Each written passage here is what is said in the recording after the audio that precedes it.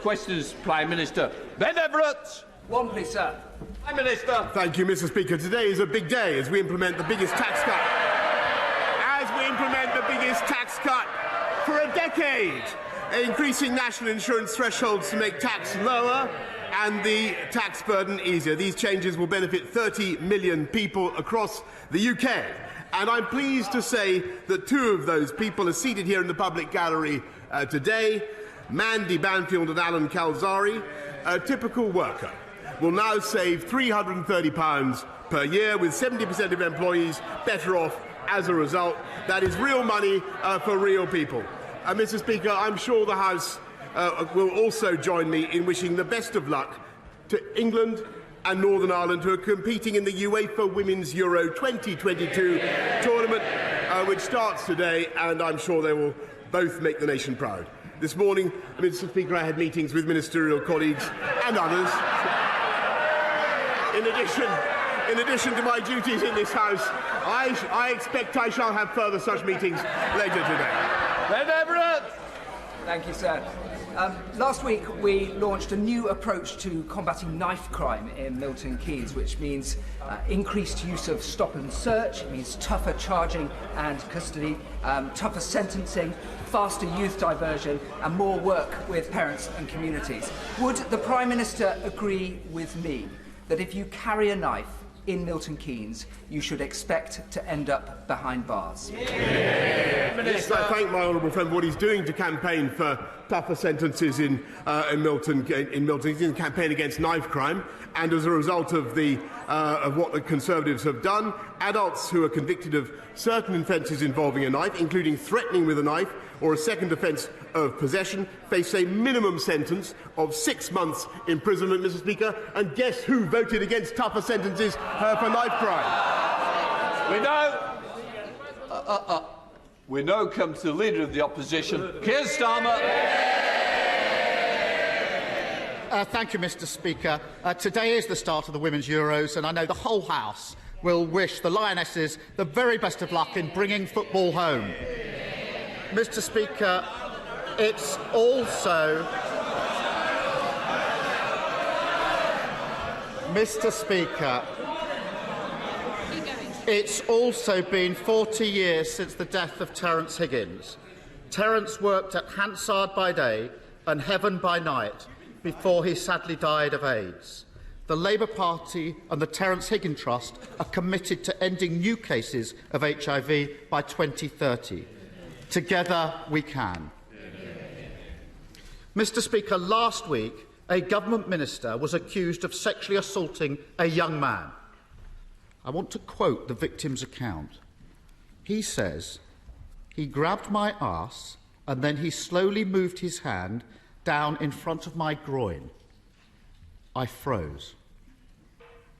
I accept that's not easy listening, but it's a reminder to all those propping up this Prime Minister just how serious the situation is. He knew the accused minister had previously committed predatory behaviour, but he promoted him to a position of power anyway. Why? Prime Minister. Mr. Speaker, that individual, the member for Tamworth, no longer has the Conservative whip. He no longer has a job. He is no longer, as soon as I was made aware of the allegation that he has just read out, Mr. Speaker, and the complaint that was made, he lost his status as a Conservative MP, and he is now the subject, Mr. Speaker, of an independent investigation to the Complaints and Grievances panel. And that is entirely right. And I want to say to him, Mr. Speaker, I want to say to him that I abhor bullying and abuse of power anywhere in Parliament, in this party or in any other party. Keir Starmer. None of that explains why he promoted him in the first place. And we've heard it all before. We know who he really is. Before he was found out, he's reported to have said he's handsy. That's the problem. Pincher by name, pincher by nature.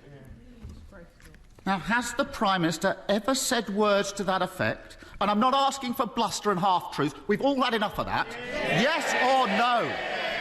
Prime Minister. Mr. Speaker, I'm not going to trivialise what happened.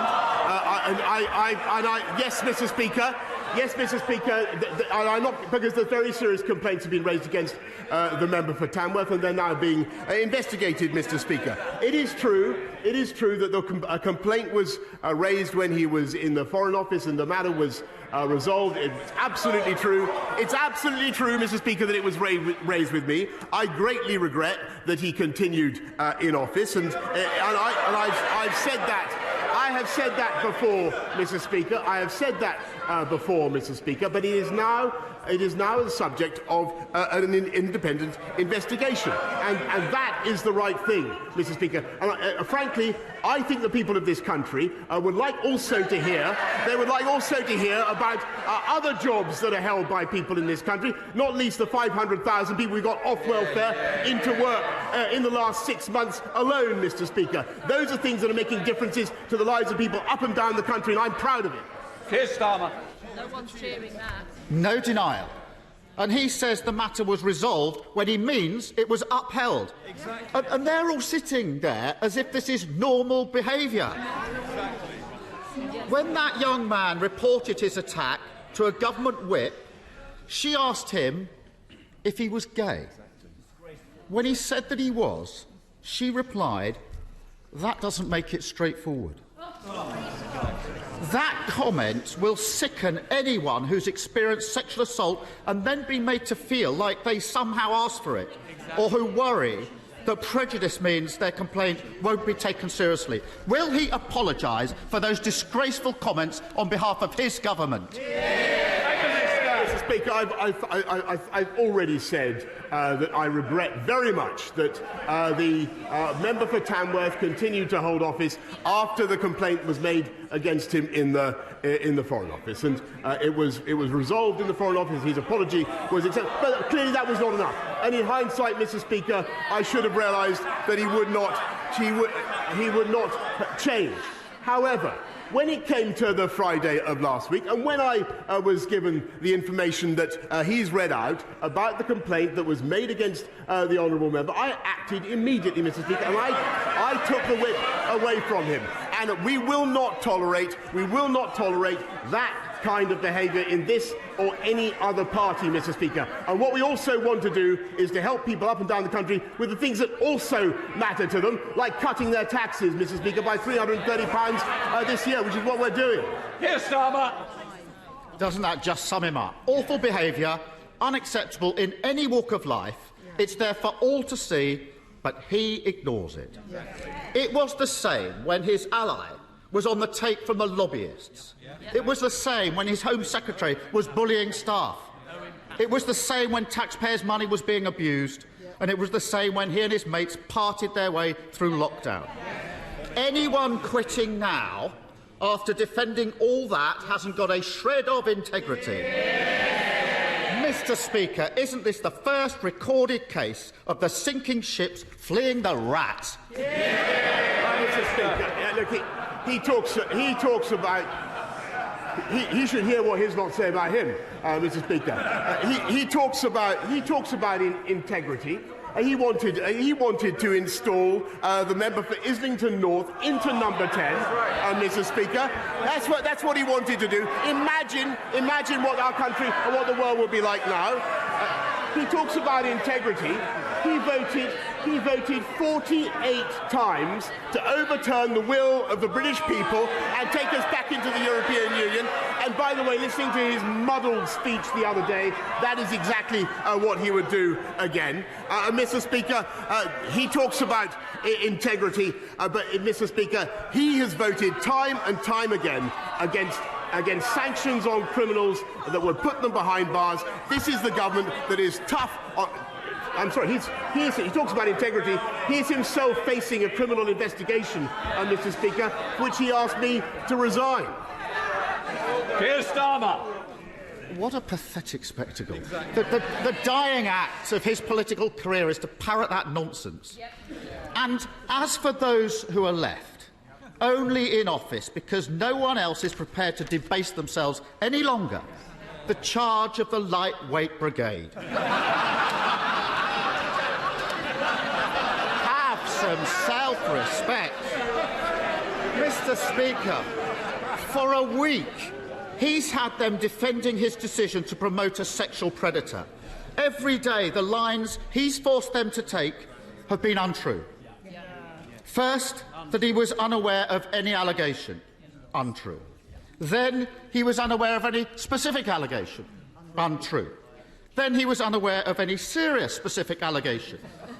And now he wants them to go out and say that he simply forgot that his whip was a sexual predator. Anyone with anything about them would be long gone from his front bench. In the middle of a crisis, doesn't the country deserve better than a Z-list cast of nodding dogs? Prime Minister.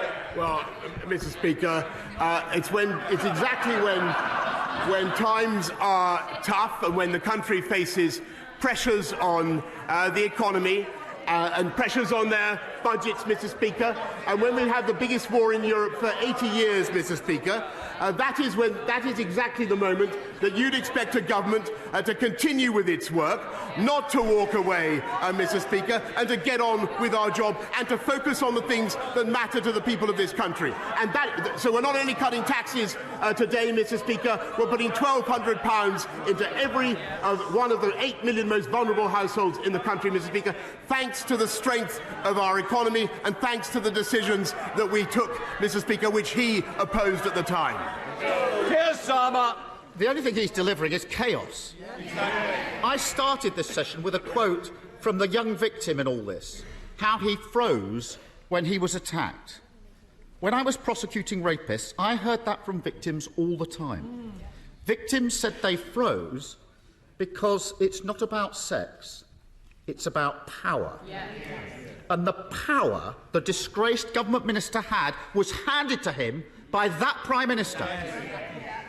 And he's only in power because he's been propped up for months by a corrupted party defending the indefensible.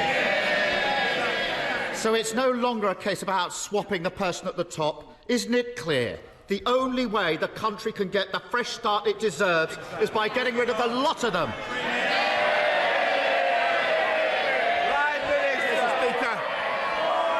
Mr. Speaker, the difference between this.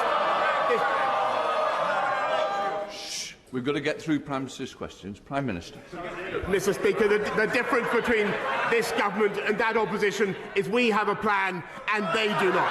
We're getting on with it. They want to focus on this type of issue, Mr. Speaker. We're going to get on with our jobs. We're going to control prices, Mr. Speaker, by not giving in to the union barons. They're paid by the union barons, and they're proud of it. We were the first European country to arm the Ukrainians, Mr. Speaker. I'm proud of that. And those guys, Mr. Speaker, the party opposite, not only do they want to put Mr. Corbyn into number 10, the member for Islington North, but 8 of them, including the shadow Foreign Secretary, the shadow Deputy Leader, and 6 others voted to get rid of our independent nuclear deterrent, Mr. Speaker. Today we are cutting taxes, we're helping 500,000 people into work, and thanks to the strength of our economy, we're helping people up and down the country, and we are going to continue to deliver on the mandate I was given.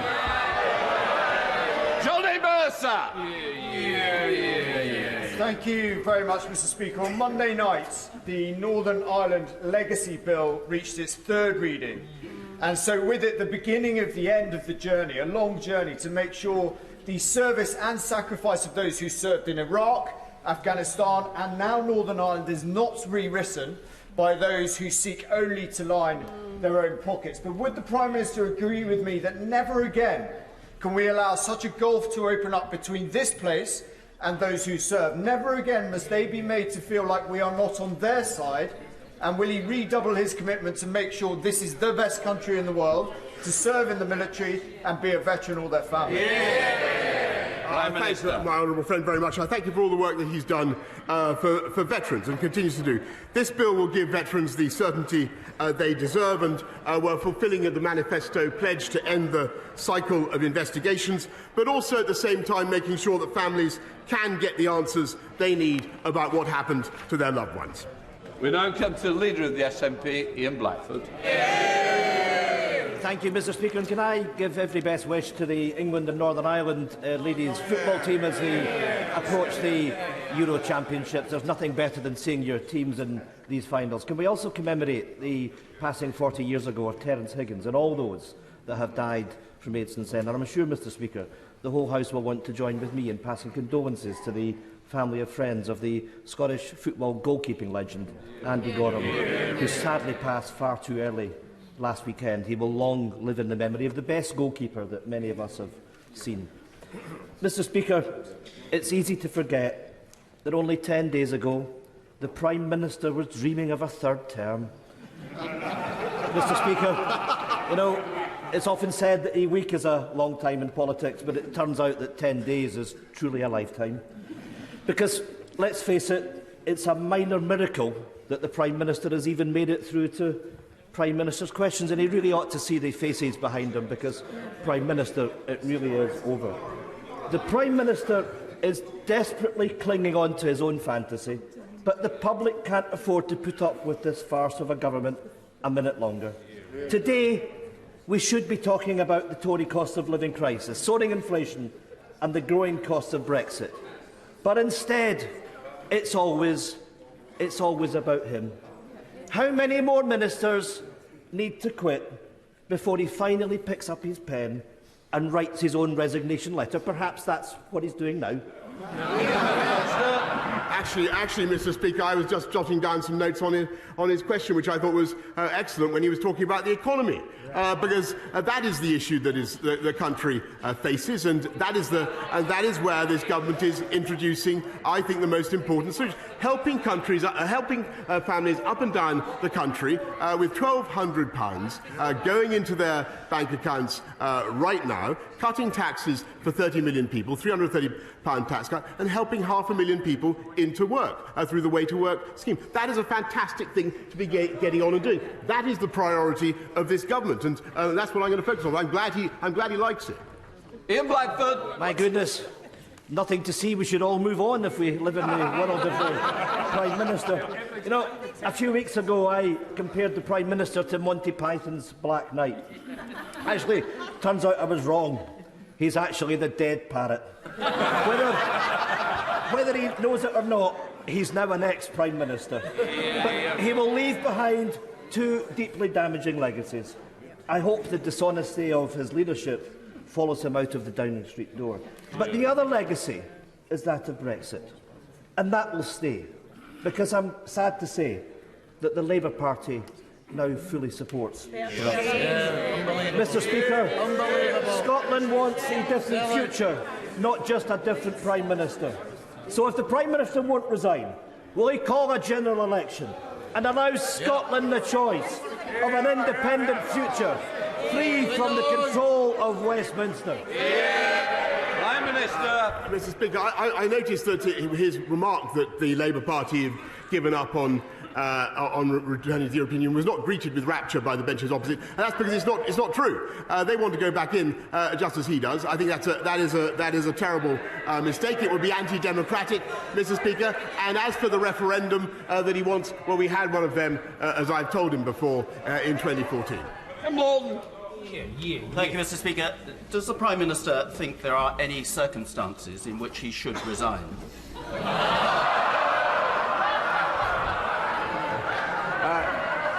I think, Mr Speaker, clearly if there were circumstances in which I felt it was impossible for the government to go on and discharge the mandate that we've been given, or if I felt, for instance, that we were being frustrated in our desire to support the Ukrainian people, or over some major point, then I would. But frankly, Mr Speaker, the job of a Prime Minister in difficult circumstances when he's been handed a colossal mandate is to keep going, and that's what I'm going to do. There's Savile Roberts. Well, there you have it, Mr Speaker. Once again, the Prime Minister, he puts political survival before public duty.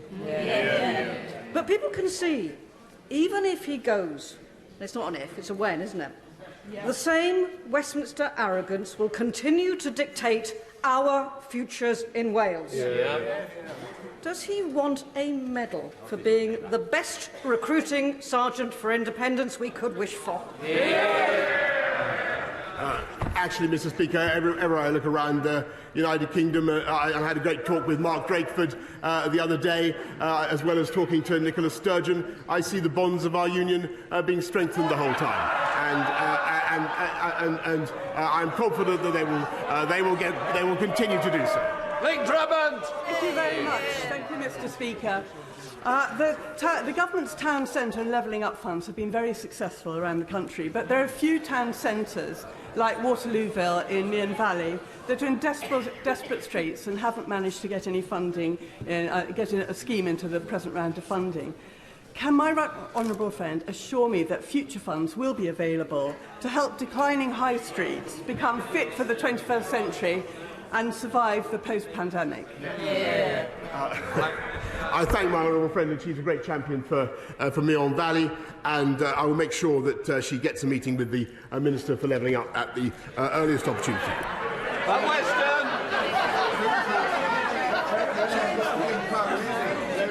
Thank you, Mr. Speaker. The public clearly thinks that this government has lost the plot over the cost of living crisis. The Prime Minister may be aware that the average salary for a nurse is £36,000. For a primary teacher, it is £38,000. They, and indeed working people everywhere, are struggling to pay their rents and their mortgages. Given they can barely afford a £150,000 mortgage on a new home, can he tell this House how he could afford a £150,000 treehouse? What I can tell him, Mr. Speaker, is that up and down the country, rather than talking about fantasy infrastructure, I can talk about real infrastructure. We are helping to unite and level up the people of this country with £650 billion of investment, helping people, helping to lift the aspirations and opportunities of people up and down the country. And thanks to the strength of our economy, we're helping exactly the people he describes, with £1,200 going into their bank accounts to help them with the cost of living pressures. Under the House, Sir Peter Bottomley. The Prime Minister knows that while he's Prime Minister, I want him to do all the good he can.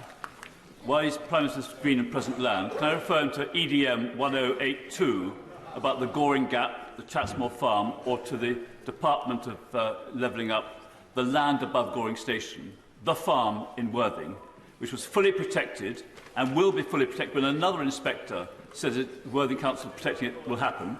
Can I ask him to tell the government to withdraw their objection to Worthing Council's appeal against the absurd decision by a planning inspector to allow 482 homes to go on this green lung between Goring and Ferry?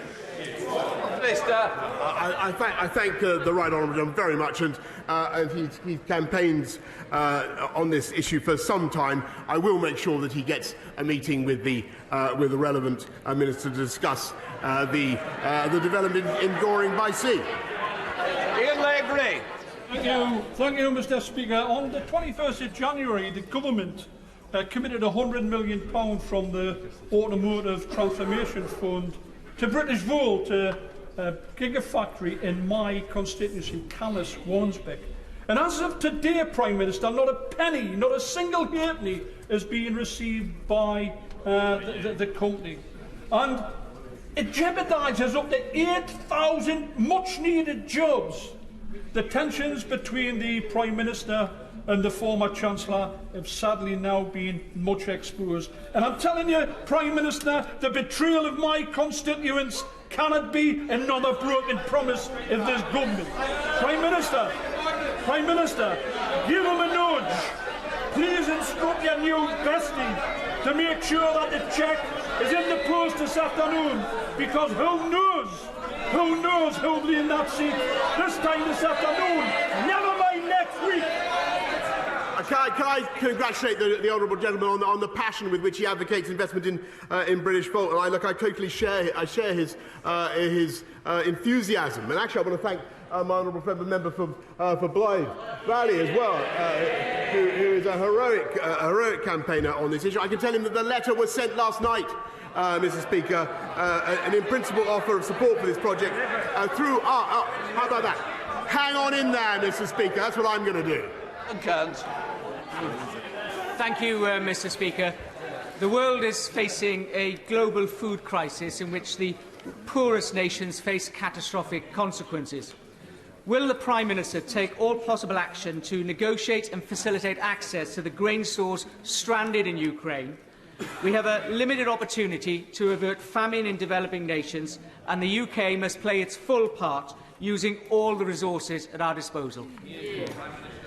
My right honourable friend is completely right, and there are 25 million tonnes of wheat that are basically being held hostage by Putin. That's equivalent to the annual consumption of many of the least developed countries, and we're helping to lift that blockade, not just by negotiation but also by supplying demining equipment, insurance for the commercial ships that might be involved, and also 10 million to help improve the railway infrastructure that would be necessary to get the grain out by rail. Mark Andrew. Mr. Speaker, yesterday the Prime Minister said that he is fed up of people saying things on his behalf. It's not just him that's fed up, so are the British people and his ministers who are resigning. They're sick of time and time again being sent out by him to say things that aren't true. Is the real problem him or them for believing him in the first place? Mr. Speaker, I thank him very much, and look, I want to be clear. What I want to say is, I say it again. I regret the way the appointment happened, and I was clear with the House about what I knew at the time. But I want to stress that I take this matter extremely seriously. I'm very sorry for the impact it's had on the victims. But the individual in question, the member for Tamworth, is now subject to an independent complaints and grievance procedure. As soon as that complaint was made, I should say, Mr. Speaker, the whip was taken away. Can I just say we don't know that is the case. It is confidential, and I think we've got to stop referring to something that we don't know there. And I want to put the House on notice that we don't mention it. Teresa Villiers. Just over a fortnight ago, 2 horrific fatal stabbings took place in a quiet street in East Barnet. With the Metropolitan Police now in special measures for the first time in its history, will the Prime Minister urge the Mayor of London to start living up to his responsibilities as Commissioner? The Mayor needs to get a grip on crime, he needs to give Barnet its fair share of new officers, and he needs to abandon his plans to sell Barnet police stations. Well, I do notice, Mr. Speaker, that crime has spiked since the previous Mayor of London, and it is the Labour Party that voted against stop and search, Mr. Speaker, that voted against increased funding for the police. And I think, as for the Labour Mayor, he'd do better to get out of California and take control of crime in his city. And this water. Thank you, Mr. Speaker. According to the NHS Confederation, not a single one of the so-called 40 new hospitals the Prime Minister promised at the last election will be built by 2024. 2 of those new hospitals are in my constituency. Hammersmith opened in 1902 and Charing Cross opened in 1818. They're not new hospitals, and there's no building going on. Like all his promises, they exist only in his warped imagination, as this is likely to be his last Prime Minister's questions. Will he finally tell us the truth?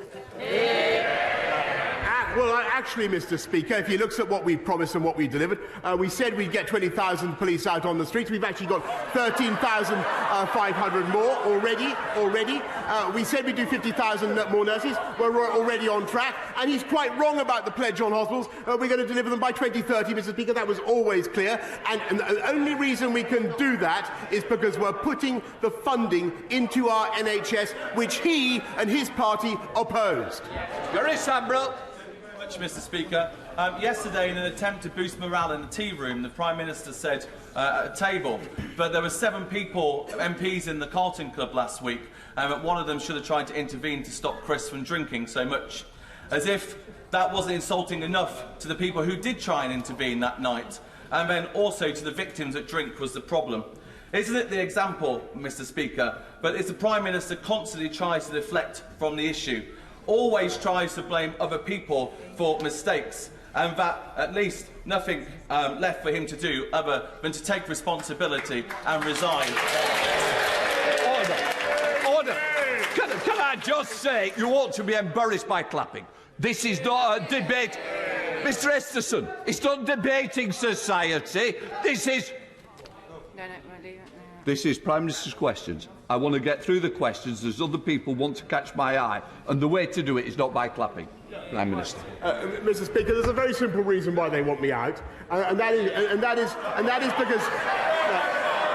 because they know, Mr. Speaker, that otherwise we are going to get on and deliver our mandate and win another general election, and that is the reality, Mr. Speaker. Vera Wilson. Thank you very much, Mr. Speaker.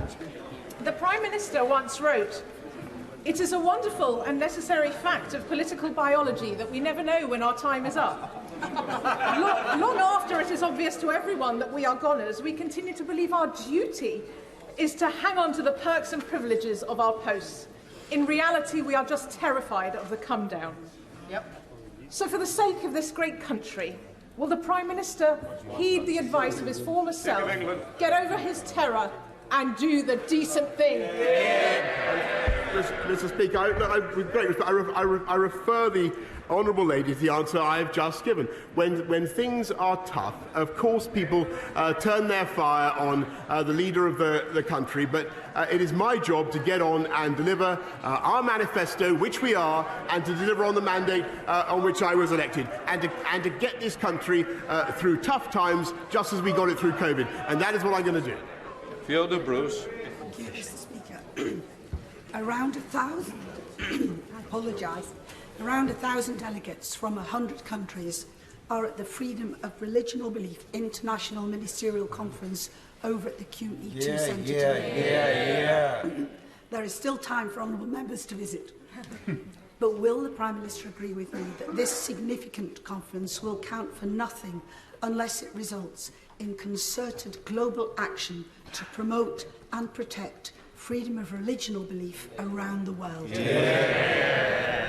I thank her very much. And freedom of religion and belief is integral to people's identity and their sense of themselves and their own personal freedom, security. And I thank her for the work she's doing as my own envoy on that subject, and also for the wonderful conference that she has organised. It was great to talk to her about it yesterday. Mohammed Yasser. Thank you very much, Mr. Speaker. Will the Prime Minister join me in expressing my deepest condolences to those injured and affected by the explosion at a block of flats at Redwood Grove in Bedford on Monday, which has sadly led to the death of one resident, with others yet to be accounted for. This is a timely reminder of the dangerous work undertaken by the fire service. So will the Prime Minister join me in praising the emergency services who were at the scene, and also reconsider his 2% pay offer when firefighters have endured a real terms pay cuts of 12% over the last decade? I thank him very much, and and I share very much his support for the firefighters of our country. They do an incredible job, and overall it's a testament to their work that deaths from fire over a long period have on average been decreasing, thanks to the work that they put in. We will do our best to look at the public sector pay review body offer and do our best to fund them as much as we can, but everybody knows the inflationary pressures that this country is now under. We don't want to have pay increases that are simply swallowed by price increases. David Johnson. Thank you very much, Mr. Speaker. The North Morton in my constituency was dubbed Britain's kindest village because this 160 wait for it because this 160 home village committed to take 50 Ukrainian refugees. And it has them all with them now. In the gallery today, there is a group of those hosts and some of the Ukrainians that they are hosting, including 2 young people who hope to go into Ukrainian politics in the future. Will my right honourable friend join me in welcoming them to this place and in thanking North Morton for their efforts? I thank him very much for what he's doing to host young Ukrainians. Thank everybody actually in this House who's looking after Ukrainians. I think a lot of people are doing that. And can I say, I believe it's the wish of this entire House that those young people should grow up to live in a free, independent, democratic and sovereign Ukraine. Peter Dowd. Thank you, Mr. Speaker. Given that the Prime Minister doesn't like walkouts and strikes, what legislation will he be introducing to stop further walkouts and strikes amongst his cabinet colleagues and junior ministers?